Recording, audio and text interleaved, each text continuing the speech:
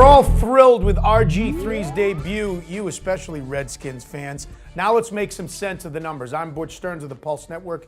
He's Kerry Byrne of Cold Hard Football Facts. This kid's great for football, isn't he? He was so spectacular. Nobody saw it coming. And the amazing thing is, when you look at how bad all the other rookie quarterbacks played, it was fairly impressive, beyond impressive performance. Well, and to put the numbers in perspective, you're impressed numbers-wise, which you always are. You're a geek and a freak. But you are because it happened in Drew Brees' backyard. I mean, to totally outplay, don't forget, Drew Brees had one of the greatest seasons ever last year, the record for most passing yards, right? Record for completion percentage. They scored over 40 points per game at home, and he got obliterated by a rookie in his first start, which never happens. We all know rookies struggle. And early in their careers, especially their first game, just like I said, look at how the rest of the quarterbacks, the rookies, did. An amazing performance. It doesn't, it's not put him in the Hall of Fame, but it's pretty impressive. Well, let's look at the numbers as you always do, Kerry. The numbers that relate to winning. And after 1 week, RG3 is the man. He's the man. I mean, we run what we call our quality stats. Stats that have a direct correlation to winning football games. Passing yards per attempt, a great indicator of success. Over 12 yards. The greatest Week 1 debut by a rookie, the highest average by a rookie in his Week 1 debut in NFL history, breaking the record set by Cam Newton last year. Real passing yards per attempt, which we look at, which accounts for sacks, #1. Passer rating, #1 in the NFL. The most yards by any team in the NFL this week. His real quarterback rating, which takes into account many different factors, rushing the ball as well as passing the ball. #2 behind Matt Ryan, who probably didn't get enough love for his performance.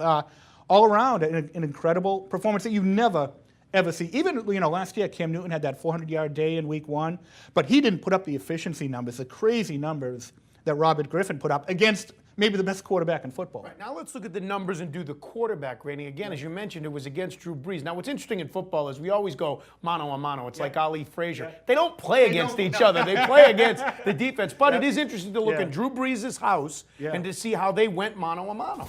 Well, the bigger question is, these are not Drew Brees' numbers. These are well below his, 3 touchdowns, which is great, but 2 interceptions, 6.5 yards per attempt, a 70 passer rating. These are not Drew Brees' numbers. So not only did RG3 have a phenomenal day, but Drew Brees played well below expectations. And I wonder, Butch, what did Sean Payton not being on the sideline, how did that hurt this team in its Week 1 game? Final point in this prime number segment about RG3. Let's look at the schedule going ahead. This is going to be a referendum every week. He goes against quarterbacks that he's going to be judged against every week. Sam Bradford, bad second year. Andy Dalton, this is the next consecutive weeks.